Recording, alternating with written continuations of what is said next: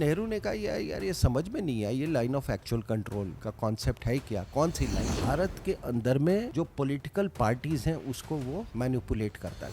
अब जैसे पाकिस्तान है, पाकिस्तान क्यों आपसे कन्वेंशनल युद्ध करेगा, आपके अंदर में ही जिहादी बैठे हुए हैं। इतने सारे आंतरिक दुश्मन होने के बावजूद ये देश, आप सोचो कि it has become the third largest economy in terms of PPP. ये पैदाइशी गंदे राष्ट्र विरोधी लोग हैं सांस्कृतिक रूप से। पूरे अगर सब कॉन्टिनेंट को देख ले तो उसके कोर में सनातन है। तो साहब, मैं 1962 में जब हमारी एक तरीके से पारंपरिक लड़ाई हुई चाइना के साथ, उसमें भारत हारा और ये बात हम सब ने नोटिस की। तत्कालीन जो राष्ट्रपति थे सर्वपल्ली राधाकृष्णन जी इतना गुस्सा हो गए कि उन्होंने नेहरू सरकार के जो रक्षा मंत्री थे उनसे इस्तीफा तक ले लिया। उसके बाद से 2002 तक हम लगातार चाइना के साथ डायलॉग में रहे।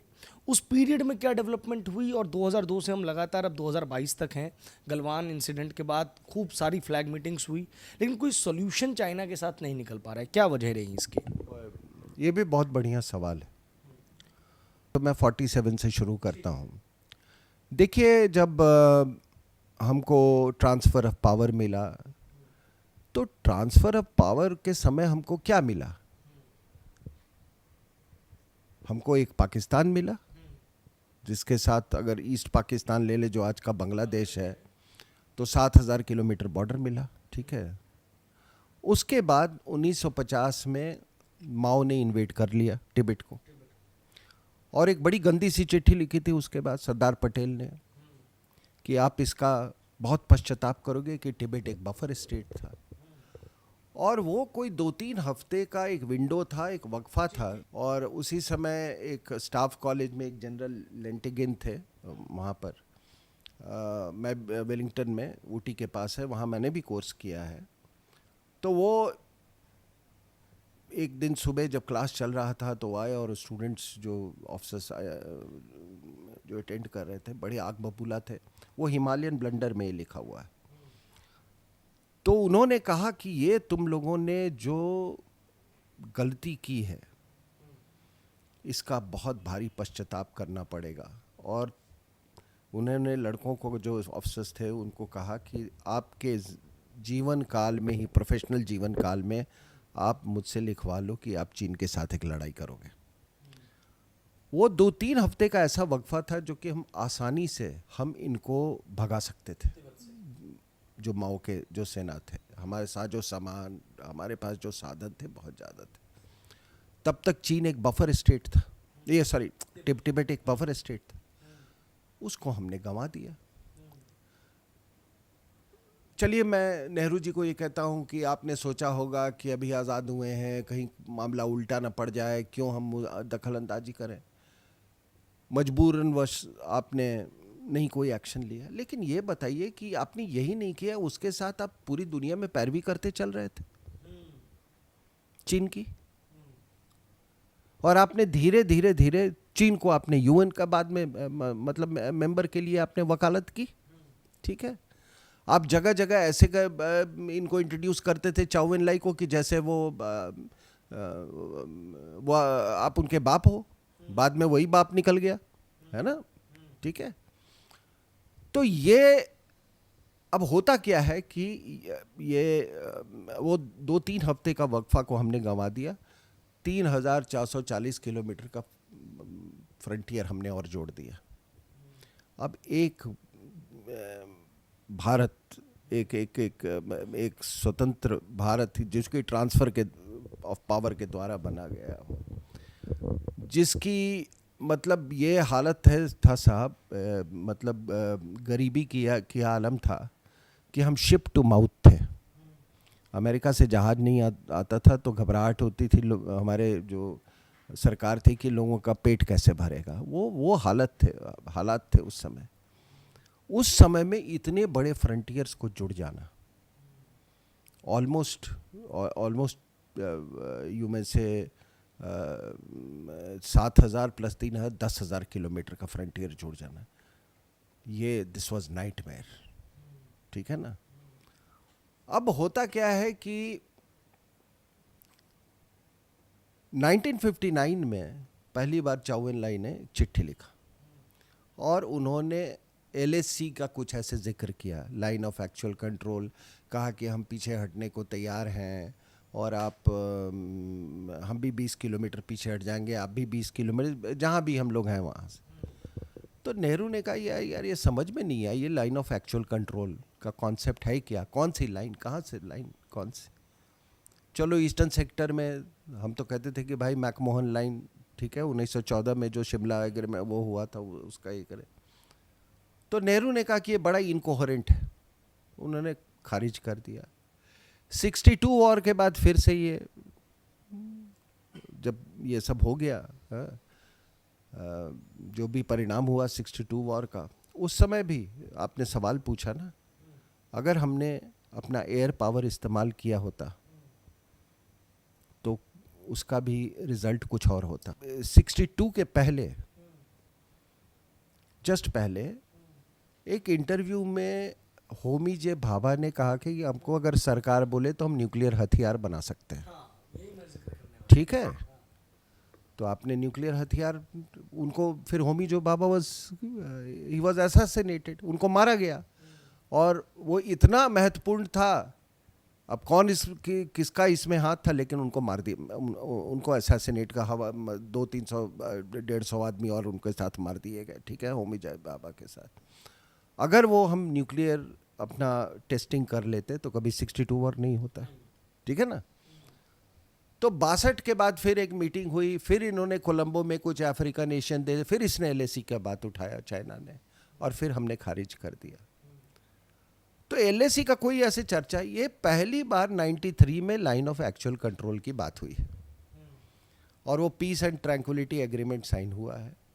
उसके बाद से कहा गया, उसमें ये भी है प्रोविजन उस एग्रीमेंट में कि ये एलएसी ये है, दोनों देशों को गवर्न करेगी, ये मतलब ये, और ये दोनों कंट्री का जो सेंस है बॉर्डर का, उसको प्रेजुडिस नहीं करती है, इसका हल निकाला जाएगा कुछ ऐसे करके।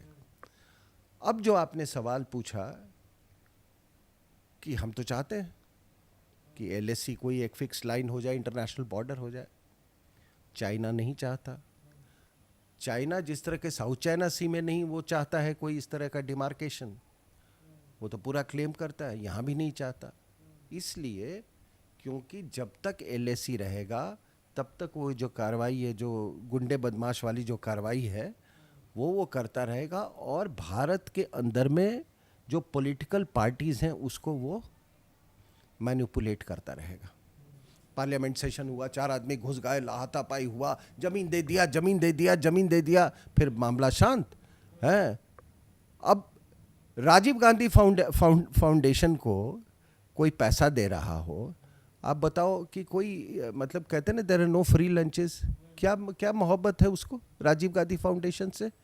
आप जाकिर नायक से भी, जिहादी से भी लेते हो, आप ये माओवादियों से भी लेते हो, हैं, यानी कि चाइनीज से, तो सभी जो मैंने कहा ना जिहाद और इससे, हैं, तो आप देख लो कि सबसे आप फाउंडेशन लेते हो। जब आप पकड़े जाते हो तो आप फिर इस तरह से अपने मित्र चाइना को बोलते हो यार कि कुछ करो यार, कुछ करो, ये मामला गरमाया हुआ है, कुछ करो। तो वो कहता अच्छा ठीक है, मैं वो ना तवांग एरिया बड़ा इंपॉर्टेंट है, वहाँ पे मैं करता हूँ, ठीक है ना। अब सबको इत्मीनान है कि गोली चलेगी नहीं, गोली चलेगी नहीं तो ये ड्रामे करवाते जाओ आप, ठीक है। तो ये जितनी इज़म वाली जो पार्टियां हैं ना, अब जैसे पाकिस्तान है, पाकिस्तान क्यों आपसे कन्वेंशनल युद्ध करेगा, आपके अंदर में ही जिहादी बैठे हुए हैं, ठीक है, कुछ बाहर के जिहादी, कुछ अंदर के जिहादी, वैसे ही वहाँ पे वो एक्सटर्नली आपको मैनिपुलेट।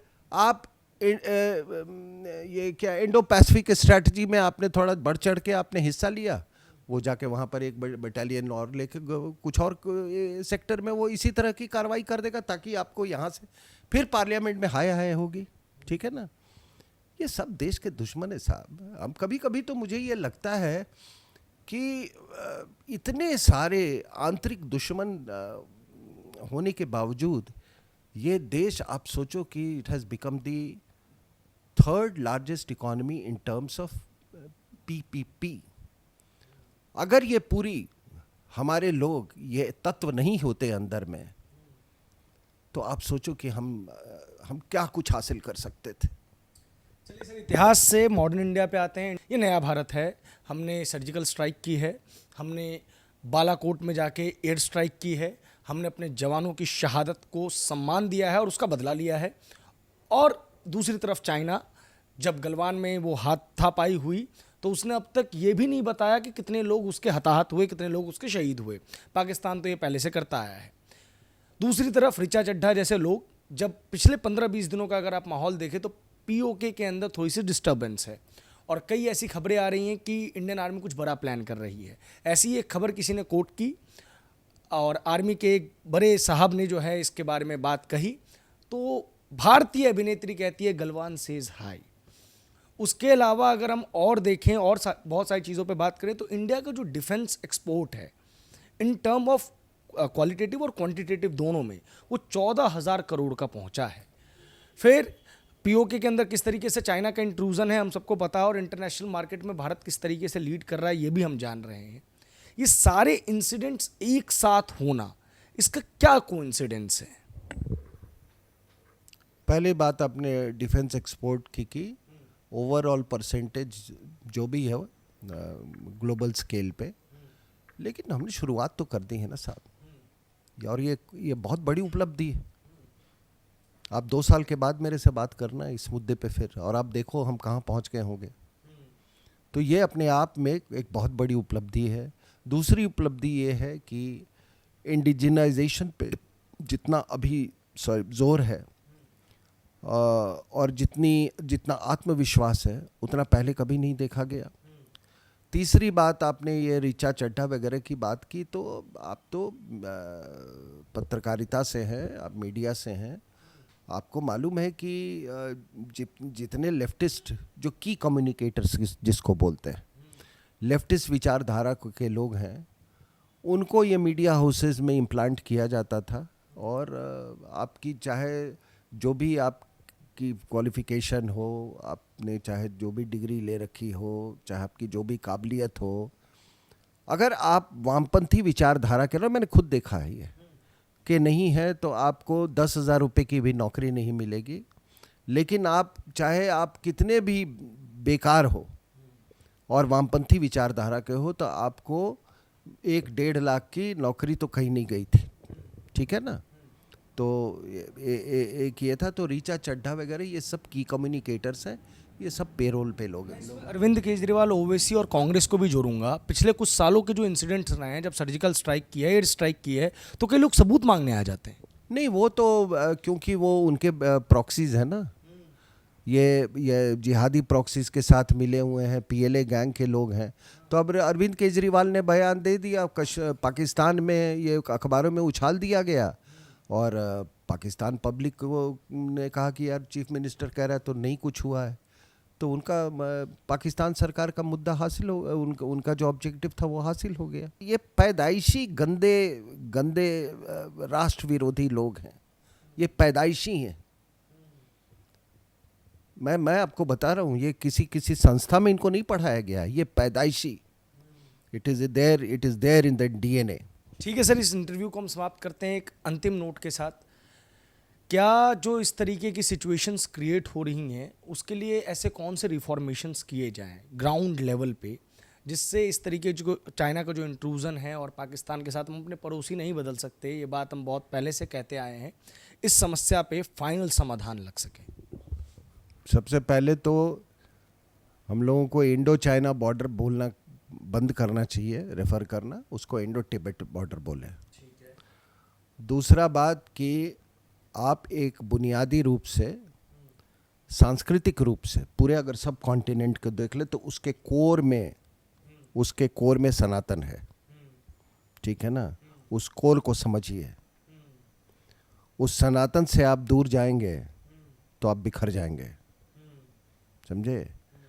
हिंदुस्तान का मुसलमान और अरब का मुसलमान एक नहीं है, क्योंकि सनातन में कोर है। उसी तरह से ये माननीय जितने ये जुडिशरी के लोग हैं, और ये जो वामपंथी और ये जो अर्बन नक्सल्स हैं, बाकी लोग हैं, उनको ये याद करने चाहिए कि आप स्टालिन और माओ नहीं हो सकते हैं, क्योंकि आपके कोर में सनातन है। हाँ, आप जो भी निर्णय लेते हैं या जो भी आपका आचरण होता है, वो सनातन के अनुकूल होना चाहिए। अमेरिका और ब्रिटेन से आपको कुछ मिलने वाला नहीं है। हु नोज़ कि ये रशिया यूक्रेन वॉर के बाद क्या हालत होगी, ठीक है ना।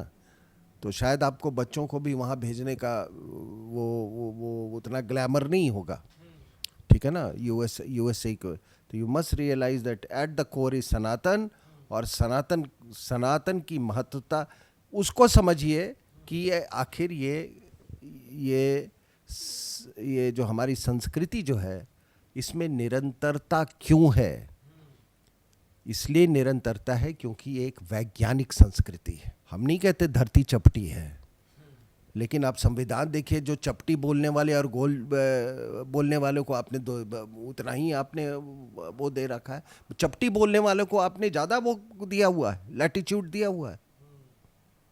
तो वो चपटी बोलने वाला एसिड फेंकेगा, कन्वर्जन करेगा, रेप करेगा, और क्या करेगा वो। जो आदमी वैज्ञानिक है तो पूरे ऊपर से नीचे तक का वैज्ञानिक होता है ना, तो आप उनसे क्या भी उम्मीद करते हैं।